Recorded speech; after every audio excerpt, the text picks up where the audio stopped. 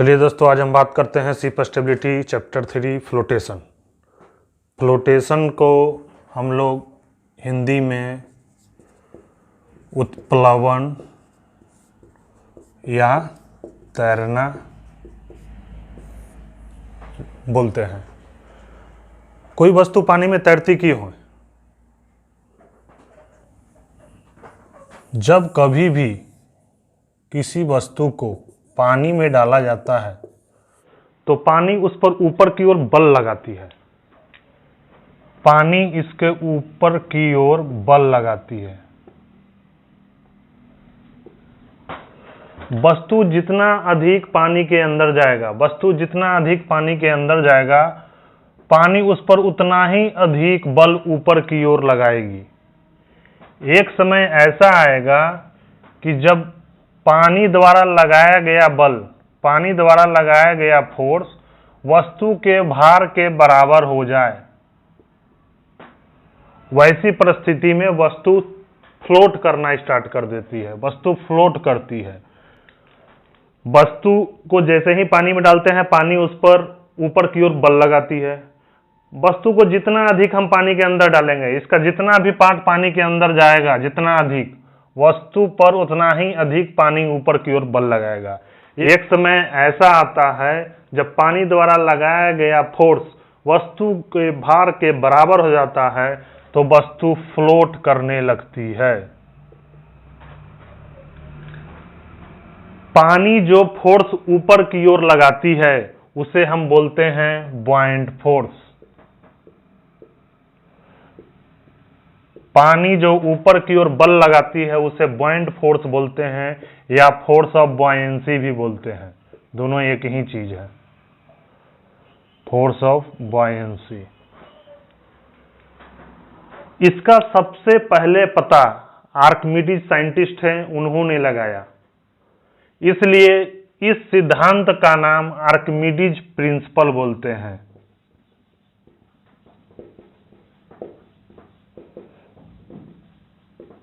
Archimedes principal, Hindi में Archimedes का सिद्धांत। इस चीज का सबसे पहले पता आर्किमिडीज ने लगाया और लोगों को बताया, इसलिए इसे हम आर्किमिडीज प्रिंसिपल कहते हैं।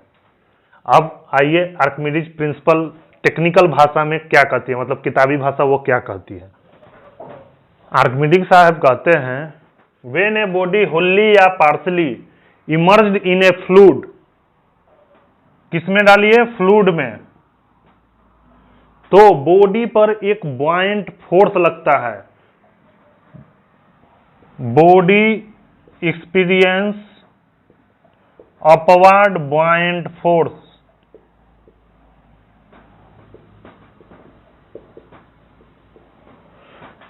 which is equal to the weight of fluid displaced। Archimedes साहब कहते हैं, when a body wholly या partially immersed in a fluid, body experience a upward buoyant force which is equal to the weight of fluid displaced।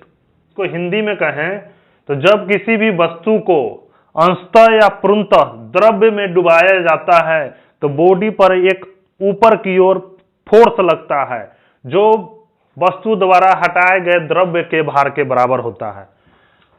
Fluid का मतलब होता है liquid and gas both.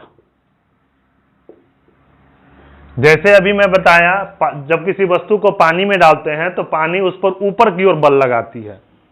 उसी तरह जब किसी वस्तु को गैस में भी डाला जाता है तो गैस भी उस पर ऊपर की ओर बल लगाती है। ऊपर की ओर जो बॉयंट फोर्स लगता है वो वेट ऑफ फ्लूइड डिस्प्लेस्ड के बराबर होता है। मतलब बॉडी जितना भी फ्लूइड हटाएगी उसका वजन ही, जितना उसका वजन होगा उतना ही उस पर बॉयंट फोर्स लगेगा। मतलब यदि हम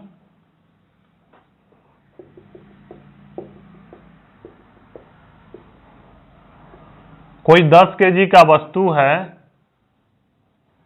और इसको यदि पानी में हम डालते हैं, ये वस्तु जो है पानी 2 केजी पानी को डिस्प्लेस करता है, 2 केजी पानी को ये हटाता है। क्योंकि वस्तु को पानी में डालेंगे तो वस्तु का जितना भाग पानी के अंदर होगा उतना पानी को वो हटा देगा। यदि वो हटाए गए पानी का वजन 2 kg है तो उस पर बायंसी फोर्स 2 kg लगेगा। यदि इस वस्तु को और पानी के अंदर डालें और यदि वस्तु द्वारा हटाए गए पानी का भार 5 kg है तो इस वस्तु पर 5 kg का ऊपर की ओर बल लगेगा। एक समय ऐसा आएगा कि जब वस्तु द्वारा और भी अधिक हम वस्तु को डुबाएं तो वस्तु द्वारा हटाए गए पानी का वजन 10 kg होगा, अर्थात वस्तु पर बुआयंट फोर्स 10 kg लगेगा। अब देख रहे हैं कि वस्तु का भार 10 kg है, अब वस्तु पर बुआयंट फोर्स भी 10 kg है, दोनों इक्वल हो गया। वेट 10 kg नीचे की ओर, बुआयंट फोर्स नीचे से ऊपर की ओर, दोनों कैंसिल आउट हो जाएगा और वस्तु जो है फ्लोट करने लगेगा। तो आर्किमिडीज साहब का आप सिद्धांत समझ गए। किसी किसी बुक में इसी स्टेटमेंट को थोड़ा सा डिफरेंट लिखा रहता है, लेकिन दोनों चीज सेम ही है। कोई कोई बुक लिखता है व्हेन ए बॉडी होली या partly immersed in a fluid it suffer a apparent loss of weight which is equal to the weight of fluid displaced. Body suffer apparent loss of weight, apparent loss of weight, body का weight घट जाता है जो बराबर होता है weight of fluid displaced, इसके बराबर होता है। अब कैसे होता है देखिए, ये 10 kg वस्तु का वजन है, यदि वस्तु पर 2 kg का नीचे से बुआयंसी फोर्स लग रहा है तो यदि इस वस्तु पर 2 kg का नीचे से बुआयंसी फोर्स लगेगा और इसको हम वेट मेजरमेंट स्केल से नापें तो इस वस्तु का वजन कितना दिखाएगा 8 kg, मतलब वस्तु का वजन कितना घटा 2 kg, और 2 kg किसके बराबर है वेट ऑफ फ्लूइड डिस्प्लेस्ड, मतलब अपरेंट लॉस ऑफ वेट कितना है 2 kg। अब ये 2 kg की वस्तु 10 kg का था, उसको बेगिंग स्केल में दिखाया 8 kg, तो लॉस ऑफ वेट कितना हुआ 2 kg। और वो 2 kg किसके बराबर है 2 kg जितना पानी नीचे से डिस्प्लेस किया था उसी के वजन के बराबर है। दोनों ही स्टेटमेंट सेम है, कोई अंतर नहीं है। कोई कोई बुक लिखता है व्हेन ए बॉडी होली या partially immersed in a fluid body experience a upward thrust which is known as buoyant force which is equal to the weight of fluid displaced. कोई कोई बुक लिखेगा when a body wholly या partially immersed in a water body suffer apparent loss of weight, body का weight घट जाता है, हमें महसूस होता है घट गया, जो किसके बराबर होता है वेट ऑफ फ्लूइड डिस्प्लेस्ड। आप लोग प्रैक्टिकली अनुभव किए होंगे, जब कुएं या तालाब से पानी भरते हैं तो बकेट जब तक पानी के टच में रहती है हमें हल्का महसूस होता है, जैसे ही पानी से छोड़ के ऊपर आती है हमें पूरा भारी महसूस होता है। उसका कारण यही है फोर्स ऑफ बुआयंसी, बुआयंट फोर्स उस पर लगता रहता है जब तक वो पानी के अंदर या पानी के टच में होता है। जितना पानी बकेट उसको हटाए रहता है उतना ही पानी उसको ऊपर से लगाता है, जैसे ही पानी को छोड़ के ऊपर आता है वो उसका पूरा एक्चुअल वजन लगना स्टार्ट हो जाता है और हम लोग को भारी लगता है। यदि किसी ने कुएं से पानी भरे होंगे तो उनको ये महसूस हुआ होगा, और जो नहीं भरे हैं कभी मौका मिले भर के देखिएगा। आर्किमिडीज प्रिंसिपल को समझने के लिए एक एक्सपेरिमेंट बहुत फेमस है, आप लोग लोअर क्लास में पढ़े होंगे शायद क्लास 9th में। मान लीजिए कोई रेक्टेंगुलर बॉक्स है जिसका लंबाई जो है 10 मीटर है, इसका चौड़ाई जो है ब्रेड्थ, ये हिस्सा ब्रेड्थ जो है कुछ भी मान लेते हैं 1 मीटर 2 मीटर कुछ भी मान सकते हैं, मान लिया हम 1 मीटर है। इसका हाइट जो है 2 मीटर है। मान लीजिए इसका वजन 10 टन है। यदि इस वस्तु को पानी के बाहर हम तोलेंगे तो इसका जो एक्चुअल वजन होगा वो 10 टन आएगा। अब इस वस्तु को हम पानी में डाल देते हैं, मान लीजिए कोई बहुत बड़ा पाउंड है, ये बहुत बड़ा पाउंड है, इसमें वस्तु को डालते हैं। इस वस्तु को हम एक क्रेन के द्वारा बेगिंग स्केल से हम अटैच कर देते हैं ताकि हमें मेजरमेंट मिल सके। अब मान लीजिए ये वस्तु को जैसे ही पानी के अंदर हम डालते जाएंगे, पानी के अंदर डालेंगे तो वस्तु पर बुआयंट फोर्स लगेगा, ऊपर की ओर, वस्तु पर बॉयंट फोर्स ऊपर की ओर लगना स्टार्ट करेगा आर्किमिडीज प्रिंसिपल के हिसाब से। और बॉयंट फोर्स कितना होगा? बॉयंट फोर्स होगा इक्वल टू होगा वेट ऑफ डिस्प्लेस्ड लिक्विड। जितना वो लिक्विड को हटाएगा, यदि पानी में डालना है तो जितना पानी को हटाएगा उतना ही उसका बॉयंट फोर्स होगा। मान लीजिए वस्तु 10 सेंटीमीटर पानी के अंदर चला गया, 10 सेंटीमीटर मतलब 0.1 मीटर। यदि कोई वस्तु 10 सेंटीमीटर पानी के अंदर चला गया, यह वस्तु, तो यह पानी के अंदर जितना इसका वॉल्यूम होगा उतना ही वो पानी को डिस्प्लेस करेगा।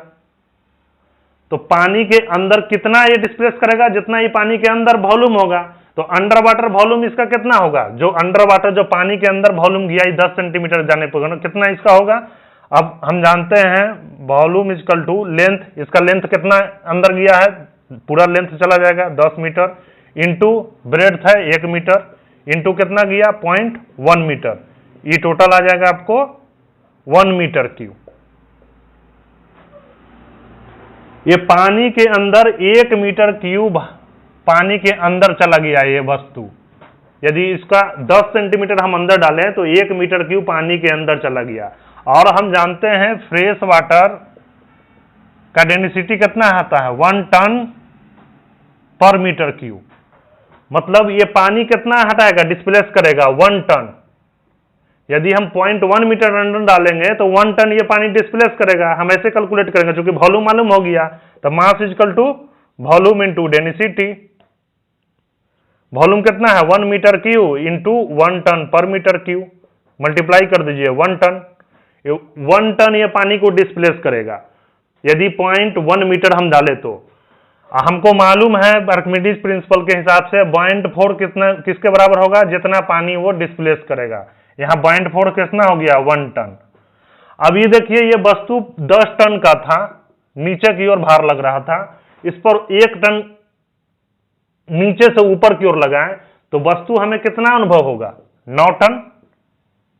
और जब बेगिंग स्केल पर देखिएगा, जब 10 सेंटीमीटर अंदर डालेंगे तो ये भी दिखाएगा 9 टन। तो यहां से सिद्ध होता है जो आर्किमिडीज कह रहे थे वो सही है। अब देखिए, यदि मान लीजिए हम वस्तु को हम डाल देते हैं 0.5 मीटर तक, ये 0.5 मीटर तक अंदर चला गया। अब 0.5 मीटर तक अंदर जाएगा तो पानी के अंदर ये वस्तु जितना अंदर जाएगा, ये बॉक्स पानी उतना ही को डिस्प्लेस कर देगा, उतना ही वॉल्यूम को। तो 0.5 मीटर जाएगा तो इसका वॉल्यूम कितना होगा? इसका वॉल्यूम हो जाएगा 10 लंबाई इंटू चौड़ाई 1 into height 0.5 metre equal to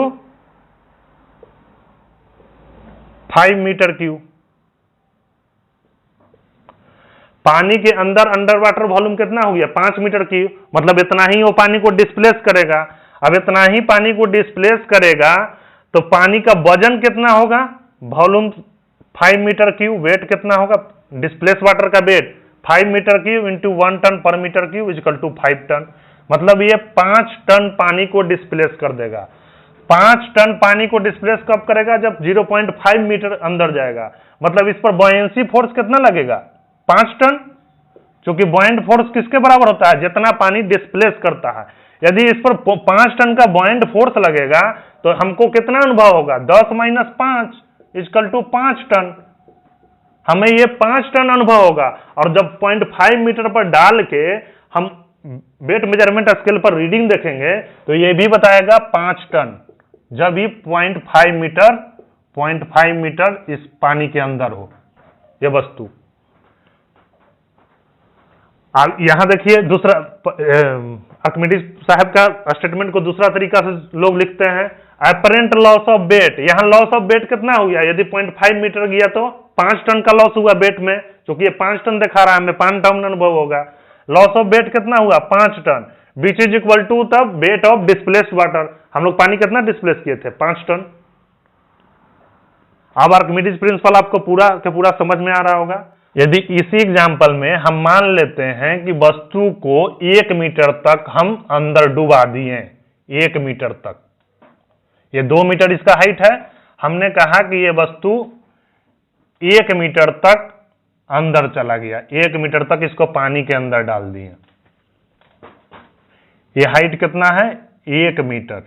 1 metre जो पानी के अंदर होता है उसको क्या बोलते हैं? ड्राफ्ट।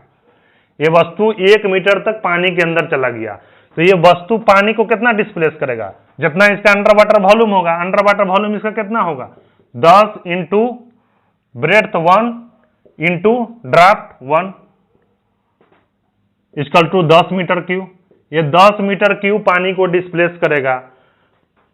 अब हम वेट कैसे निकालेंगे? Wait of displaced water, volume into density. Volume कितना है? अब चूंकि 10 मीटर क्यूब अंदर गया तो पानी भी 10 मीटर क्यूब डिस्प्लेस करेगा, तो 10 इंटू डेंसिटी फ्रेश वाटर का जानते हैं 1 ton per metre cube, 1 equal to 10 ton. यानी जब इस बॉक्स को 1 मीटर तक हम डुबा दें पानी के अंदर, तब इस पर बॉयंसी फोर्स 10 टन का लगेगा। और वस्तु का वजन कितना है? 10 टन। अब ये 10 टन नीचे की ओर इसका वेट लगेगा, 10 टन ऊपर की ओर फोर्स ऑफ बॉयंसी लगेगा, दोनों कैंसिल आउट हो जाएगा और वस्तु जो है यहां पर फ्रीली फ्लोट होने लगेगा। वस्तु अब इसके नीचे नहीं जा सकता है, क्योंकि इसके वेट को काउंटर कर दिया इसके फोर्स ऑफ बॉयंसी। इसको बॉयंसी फोर्स जो है काउंटर कर दिया, दोनों बराबर हो गया। यानी ये देखिए, बस यहां पर भी प्रूफ हो गया, वस्तु जितना पानी डिस्प्लेस करेगा उतना ही उस पर बॉयंसी फोर्स लगेगा। अब बॉयंसी फोर्स इसके बराबर हो गया, वेट के बराबर, तो वस्तु जो है फ्रीली फ्लोट करेगा। अब स्केल पे कितना वेट दिखाएगा? 0 टन। क्योंकि 10 टन इसका वजन था, 10 टन नीचे से फोर्स लग गया, ये कितना आ गया? इस मेजरमेंट स्केल पे 0 टन दिखाएगा। और यदि हम इस वस्तु को हाथ से पकड़ के अनुभव करें, 10 टन का सामान हमें 0 टन कोई भार नहीं पड़ेगा, क्योंकि वस्तु पर 10 टन नीचे की ओर लग रहा है, 10 टन ऊपर की ओर फोर्स ऑफ बायंसी लग रहा है, क्योंकि उतना पानी वो डिस्प्लेस कर दिया है, जिसके कारण हमें 0 टन अनुभव होगा। तो अपरेंट लॉस ऑफ वेट कितना होगा? कितना वेट का लॉस हो गया इसमें? 10 टन इसका वजन था, हमें एक्सपीरियंस कितना हो रहा है? 0। मतलब हमें कितना? 10 टन का इसका वेट लॉस हो गया। Apparent loss of weight equal to कितना होता है? Weight of water displaced. यहां 10 टन का डिस्प्लेस किया था, ये भी आपका प्रूफ हो गया। अब प्रिंसिपल ऑफ फ्लोटेशन जो है कुछ नहीं, ये जो अभी बताएं आपको, जब उसके वेट को काउंटर फोर्स ऑफ बायंसी कर देता है, उसी को प्रिंसिपल ऑफ फ्लोटेशन कहते हैं। Principle of flotation Archimedes principal का मॉडिफाइड वर्जन है। आर्किमिडीज प्रिंसिपल का मॉडिफाइड वर्जन है। अब आर्किमिडीज साहब आर्किमिडीज प्रिंसिपल में फ्लूइड की बात करते थे। फ्लूइड में लिक्विड और गैस दोनों होता है, लेकिन जहाज पानी में तैरती है, हमें लिक्विड की सिर्फ जरूरत है, गैस की कोई जरूरत नहीं है। और जहाज पानी में डूबती नहीं है, तैरती है। तो पानी में तैरने का कंडीशन क्या है? जब उसका वेट, कोई भी वस्तु पानी में कब तैरेगी? जब वेट ऑफ ऑब्जेक्ट बराबर हो जाए बॉयंसी फोर्स के। बॉयंसी फोर्स बोलिए या बॉयंट फोर्स बोलिए, दोनों एक ही चीज है। प्रिंसिपल ऑफ फ्लोटेशन कहता है कि जब कोई वस्तु पानी में तैरती है, when any body floating in a liquid, कोई भी पानी नहीं, कोई भी लिक्विड में, तो weight of object equal to force of buoyancy. क्योंकि जितना वेट लगेगा उतना ही फोर्स ऑफ बायंसी लगेगा, बायंट फोर्स, तभी वो ऑब्जेक्ट पानी में तैर सकती है, अन्यथा नहीं तैरेगी। यदि वेट ज्यादा होगा, फोर्स ऑफ बायंसी कम होगा, तो ये रिजल्टेंट नीचे की ओर लगेगा और ये पानी में डूब जाएगी वो वस्तु। यही प्रिंसिपल ऑफ फ्लोटेशन है। उत्प्लवन का सिद्धांत यही कहलाता है। प्रिंसिपल ऑफ फ्लोटेशन क्या कहती है? वस्तु तैरने का कंडीशन सिर्फ एक है, वस्तु का वेट जो है फोर्स ऑफ बायंसी, अब भी हम लिख रहे हैं, फोर्स ऑफ बायंसी के बराबर हो जाए, तभी वस्तु तैरेगी। और अभी हम आपको बताएं, फोर्स ऑफ बायंसी किसके बराबर होता है? Weight of liquid displace. जितना ये वस्तु पानी को डिस्प्लेस करेगा, जितना ये वस्तु जिस भी द्रव में तैर रही है उसको जितना डिस्प्लेस करेगा, उतना ही उसका बायंसी फोर्स होगा। तो हम यहां लिख सकते हैं weight of object W is equal to weight of displaced liquid. चूंकि force of buoyancy weight of displaced liquid के बराबर होता है। अब यही इक्वेशन से सारे के सारे क्वेश्चन आपका चैप्टर 3 का बनेंगे टोटल। अब देखिए यहां पर ऑब्जेक्ट न रहकर क्या रहता है, जहाज शिप रहता है, शिप फ्लोट करता है। तो वेट ऑफ शिप किसके बराबर होगा?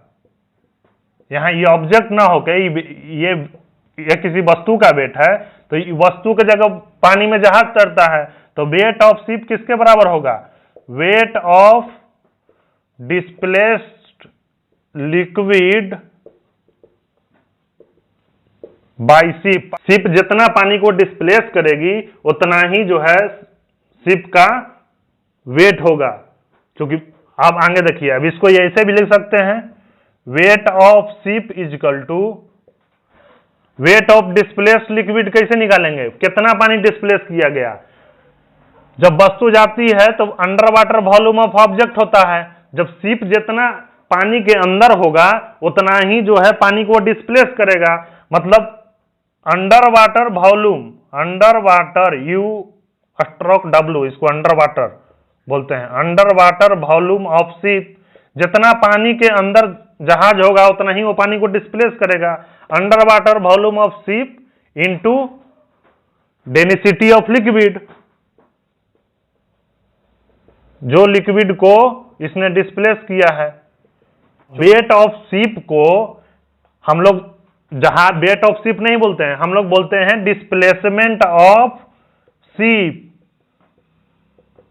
डिस्प्लेसमेंट ऑफ शिप मतलब होता है वेट ऑफ शिप। क्योंकि हम लोग जहाज का वजन कोई क्रेन से नहीं नापते हैं, हम लोग जहाज का वजन पानी में उसको फ्लोट करवा के नापते हैं, और वो शिप जितना पानी डिस्प्लेस करेगा उतना ही उसका वजन होता है। इसीलिए हम लोग वेट ऑफ शिप को डिस्प्लेसमेंट ऑफ शिप बोलते हैं। यदि किसी जहाज का वजन 1000 टन है, सपोज मान लीजिए 1000 टन है, तब उसको ये नहीं बोलेंगे वेट ऑफ शिप, उसको बोलते हैं displacement of ship is equal to 1000 ton. चूंकि जहाज का वजन हम लोग क्रेन से नहीं नापते हैं, उसको पानी में तैराते हैं, वो देखते हैं कितना पानी को डिस्प्लेस किया है, उस पानी का वजन हम लोग कैलकुलेट कर लेते हैं, वही जहाज का वजन होता है। इसलिए हम लोग बोलते हैं डिस्प्लेसमेंट ऑफ शिप। जहाज कितना पानी को डिस्प्लेस कर रही है उतना ही वजन होगा उसका। अब देखिए जहाज का प्रिंसिपल समझिए।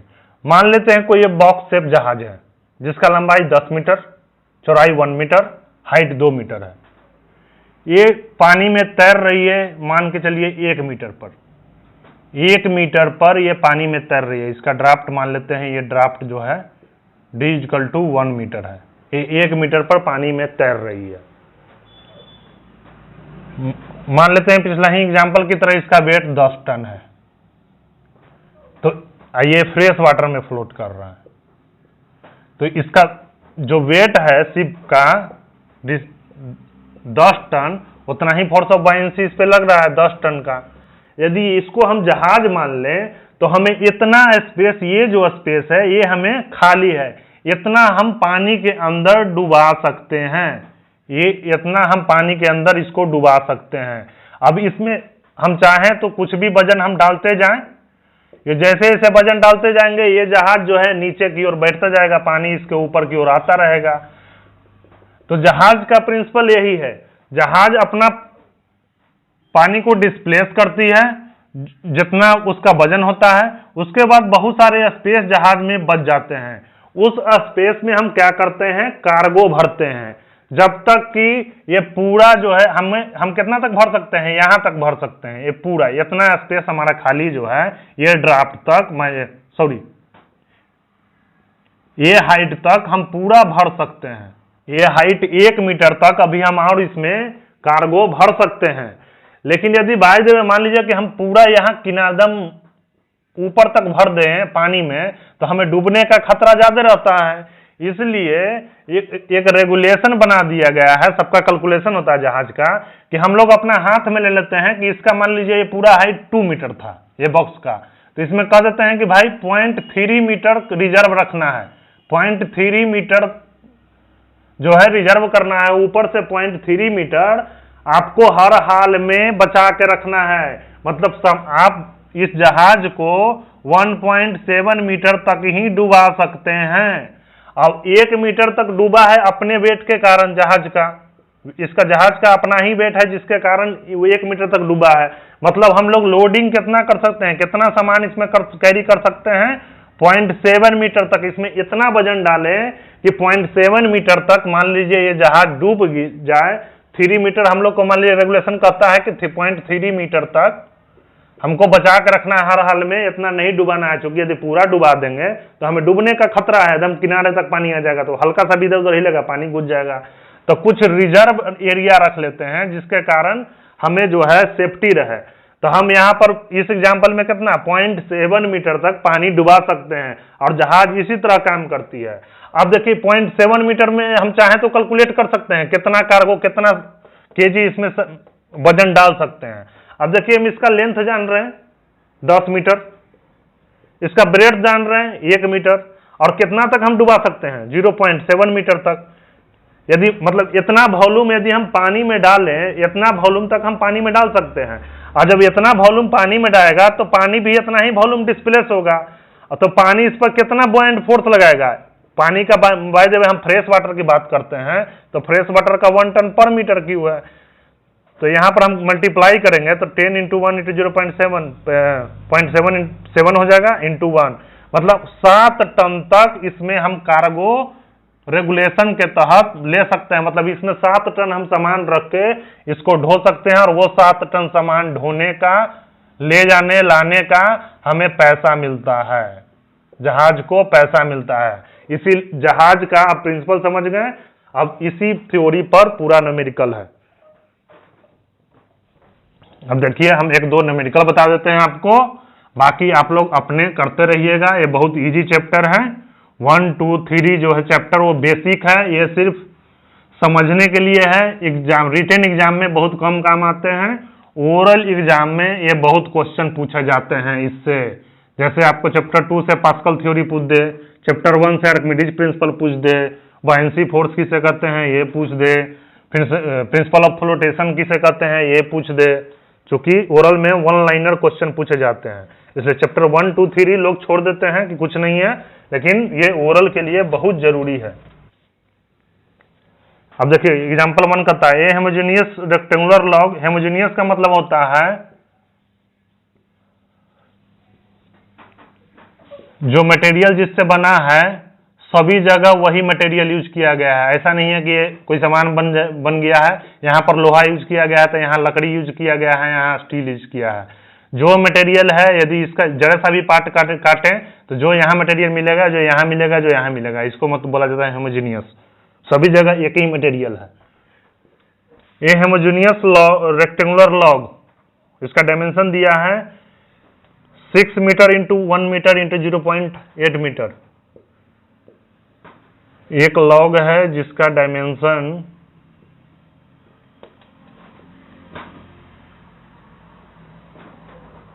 6 मीटर 1 मीटर 0.8 मीटर हाइट। ये कहता है साल्ट वाटर में फ्लोट कर रहा है 0.5 मीटर ड्राफ्ट पर। ड्राफ्ट होता है जितना डेप्थ तक ये अंदर घुसा रहता है उसको ड्राफ्ट बोलते हैं। 0.5 मीटर साल्ट वाटर में कह रहा है, with its largest face parallel to water. अब इसका फेस कितने होते हैं, एक फेस ऊपर होगा, एक फेस नीचे होगा, 2, एक ई साइड एक ऊ साइड 4, एक ई साइड है एक ई साइड 6। अब कहता है largest face parallel to water है, इसका लार्जेस्ट फेस क्या होगा, सबसे बड़ा 6 × 1, सबसे बड़ा यही है। तो ये पैरेलल टू वाटर, ये पानी के पैरेलल ये ऐसे तैर रहा है 0.5 मीटर तक, मान लीजिए यहां तक पानी है। अब ये कहता है कि इसका आप मास बताइए। अब एकदम जैसे थ्योरी बताएं वैसे ही चलना, आपको कुछ नहीं करना है, रखना है। अब कोई वस्तु फ्लोट कब करती है, फ्लोटिंग का एक ही कंडीशन है, weight of object is equal to force of buoyancy, तभी यह वस्तु फ्लोट करेगा। Weight of object, force of buoyancy कितना होता है, फोर्स ऑफ बायंसी होता है वेट ऑफ डिस्प्लेस्ड वाटर। जितना ये पानी ऑब्जेक्ट डिस्प्लेस करेगा उतना ही इसका फोर्स ऑफ बायंसी होगा। जैसे हम थ्योरी बताएं वैसे ही चलिए, किताब में कैसे बना रखा है उससे आपको नहीं चलना है। अब देखिए इसका वेट कितना होगा, वेट ऑफ डिस्प्लेस्ड वाटर, जितना पानी डिस्प्लेस किया है उसका वजन निकालने के लिए कैसे करेंगे, volume of displaced water into density of water, तब हमको उसका मास मिल जाएगा पानी का। अब वेट ऑफ ऑब्जेक्ट को क्या लिख सकते हैं, वॉल्यूम ऑफ डिस्प्लेस्ड वाटर, कितना वाटर को डिस्प्लेस किया, जितना ही पानी के अंदर होगा, तो इसको वॉल्यूम ऑफ डिस्प्लेस्ड वाटर को लिख सकते हैं अंडर वाटर वॉल्यूम ऑफ, ये क्या है, log under water volume of log लिख सकते हैं, जितना पानी के अंदर होगा उतना ही डिस्प्लेस किया, इनटू डेंसिटी ऑफ वाटर। अब under water volume of log कितना है, 6 मीटर लंबा, 1 मीटर चौड़ा, और ड्राफ्ट कितना है 0.5 मीटर तक गया हुआ है, into 0.5। Density of water, salt water का जानते हैं 1.025, 6 इंटू 1 इंटू 0.5 इंटू 1.025 से मल्टीप्लाई कर दीजिए, जो आंसर आया उतना ही टन इसका मास है। यदि कोई लॉग है इसका 6 फेस होता है, वही हम आपको बताएं, क्वेश्चन 3 हम समझा रहे हैं।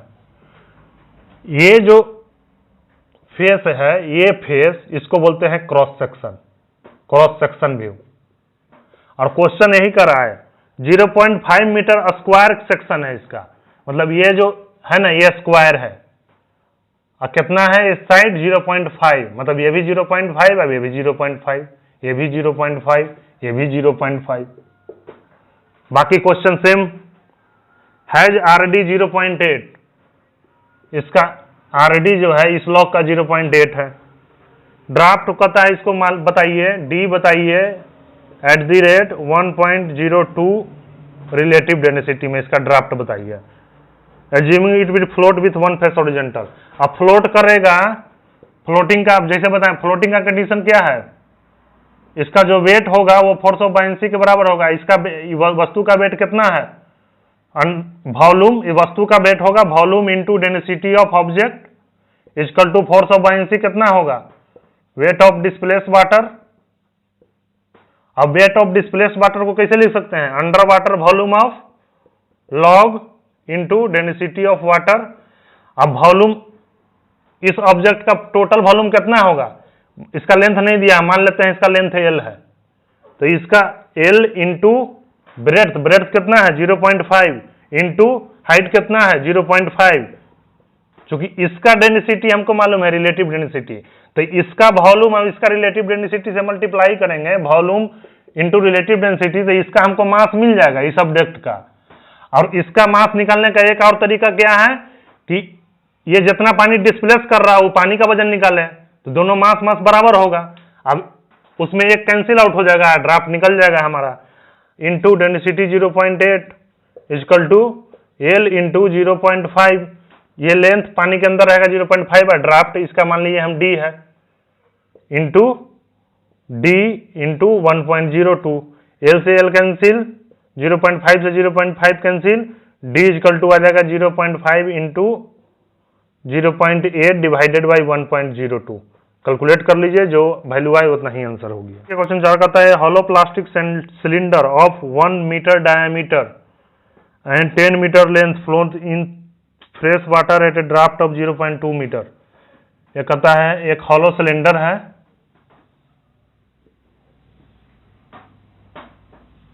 ये 10 मीटर तक लंबा है, इसका डायमीटर जो है 1 मीटर है, 1 मीटर मतलब रेडियस कितना है 0.5 मीटर।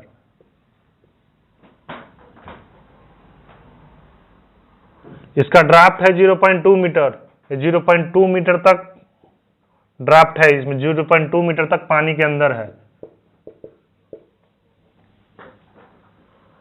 विथ एक्सिस हॉरिजॉन्टल, ये तो हॉरिजॉन्टल हो गया। फाइंड इट्स मास, अब इसका कहता है मास निकालिए। अब देखिए ये फ्लोट कर रहा है, कोई वस्तु फ्लोट कर रहा है, तो इस वस्तु का मास कितना होगा, जितना ही वेट ऑफ डिस्प्लेस्ड लिक्विड। अब कितना लिक्विड डिस्प्लेस कर रहा है उसका वेट निकाल दीजिए। अभी वेट ऑफ डिस्प्लेस्ड लिक्विड कितना होगा, जितना इसके अंडर वाटर वॉल्यूम होगा, under water volume of hollow cylinder into density of water, इसको डेंसिटी से मल्टीप्लाई कीजिए। अब यहां पर इसका अंडर वाटर वॉल्यूम निकालना थोड़ा टफ काम है, लोगों को पता नहीं चलेगा। आप देखिए इसको कैसे निकालेंगे, हम आपको सिर्फ समझा दे रहे हैं। ये कहीं मान लीजिए सी होगा सेंटर इसका, ये इसका आर होगा, ये इसका आर होगा। आर इक्वल टू कितना है 0.5। आपको इसका एरिया निकालना है, ये स्पेस का। मान लीजिए इसका नाम देते हैं ए बी, ऊपर सी, ऊपर डी। बुक में कैसे नाम दिया उससे हमको मतलब नहीं है, हम अपना नेमिंग दे रहे हैं, इसको डी मान दे देते हैं। अब देखिए ये भी है, ये 0.5 है, ये भी रेडियस होगा 0.5 होगा। इसको हम बड़ा फिगर ड्रा करते हैं, उसके बाद आपको समझाते हैं। इसमें समझ में नहीं आएगा, आपको दिक्कत होगा। इसका बड़ा फिगर हम ड्रा करते हैं, आपको ये कैसे निकलेगा।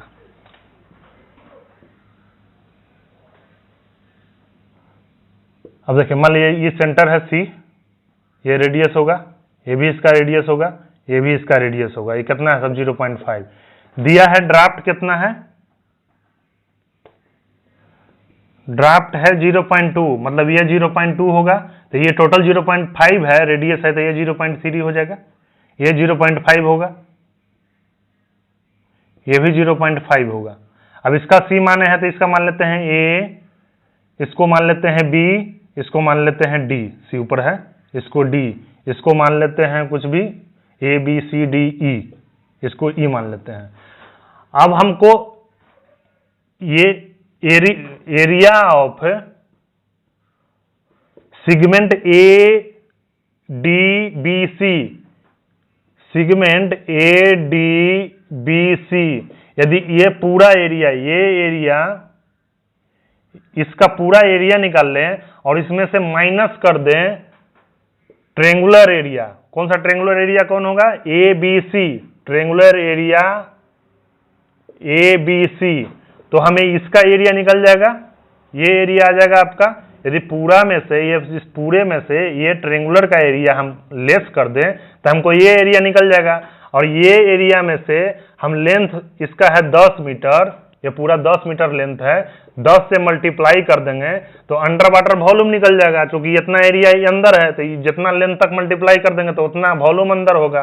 जब हमको अंडर वाटर वॉल्यूम निकल जाएगा तो अंडर वाटर वॉल्यूम रख देंगे, जितना आएगा उसको डेंसिटी ऑफ वाटर से मल्टीप्लाई कर देंगे, वही इसका मास हो जाएगा। अब देखिए ये कैसे निकालेंगे, इसको हम आपको निकालना सिर्फ समझा दे रहे हैं। इसका फार्मूला है, लेकिन हम आपको फार्मूला रटना नहीं सिखाएंगे, हम आपको ऐसा बता देंगे कि अभी कभी याद हो जाएगा। अब देखिए कोई भी पॉइंट यदि सर्किल बनाता है तो ये सेंटर पर कितना एंगल बनाता है, 360 डिग्री। समझ लीजिएगा इसको बढ़िया से, कभी नहीं भूलिएगा। और इसका एरिया कितना होता है सर्किल का, पाई आर स्क्वायर। मतलब सर्किल के सेंटर पर यदि इसका एंगल 360 डिग्री बनता है तो उसका एरिया कितना बनाता है, ये पूरा एरिया कितना बनाता है, पाई आर स्क्वायर बनाता है। इसका रेडियस मान लें आर है, तो यदि ये रेडियस 1 डिग्री का एंगल बने, मान लेते हैं ये 1 डिग्री का एंगल है, तो इसका एरिया कितना होगा, यदि 1 डिग्री का एंगल बनाए तो pi R square divided by 360 degree होगा ना। और यदि यही एंगल मान लीजिए 12 डिग्री हो तो यहाँ पे इसमें 12 से गुना कर देंगे तो उतना ही इसका एरिया होगा। यदि यही एंगल मान लीजिए थीटा डिग्री हो, कुछ भी हो सकता है, 12, 10, 20, 50 थीटा, तो ये थीटा रहेगा। ये अब 1 डिग्री की जगह थीटा रख दिए तो यहाँ इंटू क्या हो जाएगा, थीटा हो जाएगा। तो यही फॉर्मूला है। यदि कोई भी सेगमेंट का, सर्किल का कोई भी सेगमेंट का आपको निकालना है एरिया, तो pi R square divided by 360 into कर दीजिए जितना सेंटर पर उसका एंगल बन रहा है। तो यदि हमको ये पूरा सेगमेंट जो है, ये सेगमेंट का निकालना है एरिया, ये सेगमेंट का, तो हमें ये पूरा एंगल चाहिए। और एंगल हम आसानी से अब निकाल सकते हैं, सारा वैल्यू हम निकाल दिए हैं। अब देखिए यदि हम ये एंगल निकाल दे थीटा, तो ये भी होगा थीटा, क्योंकि दोनों बराबर होगा, दोनों ट्रायंगल समान होगा। तो ये थीटा हम कैसे निकाल लेंगे, हमको दो साइड मालूम है। कौन सा मालूम है, यदि ये थीटा है तो ये सामने वाला होता है परपेंडिकुलर, ये होता है बेस। तो हम यहाँ पर cos थीटा लगा देंगे, cos, चूंकि ये मालूम है और ये मालूम है हमें। cos थीटा बराबर कितना होगा, 0.3 डिवाइडेड बाई 0.5। थीटा बराबर कितना होगा, आप कैलसी यूज कीजिए, आएगा 53.13। बुक में दिया है साइन थीटा, इसलिए जान के हम कॉस थीटा इस्तेमाल कर रहे हैं ताकि आप लोग समझें। यदि हम साइन थीटा लगाते हैं तो ये हमको परपेंडिकुलर निकालना होता है। अभी परपेंडिकुलर कैसे निकलेगा? ये परपेंडिकुलर हम जानते हैं, ये जो परपेंडिकुलर निकालने के लिए ये हमको हाइपोटेनस मालूम है 0.5 का स्क्वायर माइनस 0.3 का स्क्वायर, ये हो जाएगा अंडर रूट 0.25 और 3 3 ना 0.09 under root 0.16 equal to under root equal to 0.4, यह आ जाएगा 0.4। यदि हम साइन थीटा लगाते हैं तो यहाँ क्या आता है? साइन थीटा बराबर perpendicular 0.4 divided by hypotenuse 0.5, theta equal to फिर सेम आता 53.13। आप लगा के देख लीजिए। यदि ये हमको एंगल थीटा मालूम चल गया तो ये पूरा एंगल कितना होगा? 2 थीटा। 2 थीटा कितना होगा? 106 डिग्री इंटू 2 थीटा होगा 106.26 डिग्री। हाँ 106.26 डिग्री, ये इतना आपका आ गया।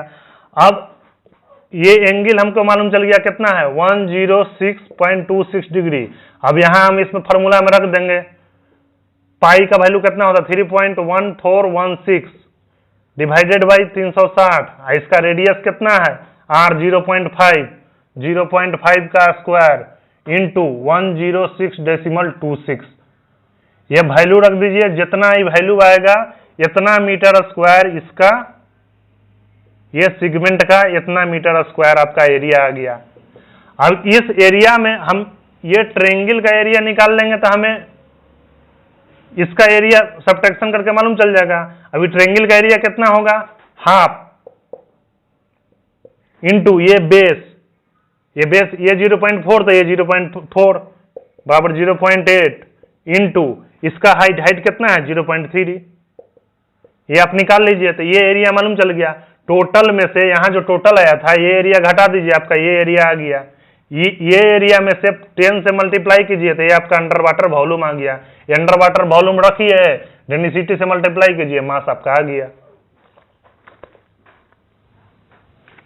चलिए क्वेश्चन नंबर 4 हो गया। अब बाकी जितना एक्सरसाइज में क्वेश्चन है सब इजी है, हम क्वेश्चन देखे हैं सारे के सारे इजी है, आपसे बन जाएगा। अब आपका क्वेश्चन आपका चैप्टर 1 2 3 खत्म हो गया, ये बेसिक चैप्टर था। अब आगे जो चैप्टर 4 से जो स्टार्ट होगा, एक्चुअल शिपिंग टर्म जो है यहीं से स्टार्ट होता है। आप लोग अपने से बनाइएगा, अब प्रैक्टिस नहीं कीजिएगा तो आपसे नहीं बनेगा। कितना हूं आप समझ लीजिए, प्रैक्टिस नहीं कीजिएगा आप भूल जाइएगा। आप लोग बनाइएगा, दिक्कत है यदि हो तो हमसे पूछिएगा, और जिन लोगों को भी जरूरत है उन्हें शेयर कीजिएगा। धन्यवाद।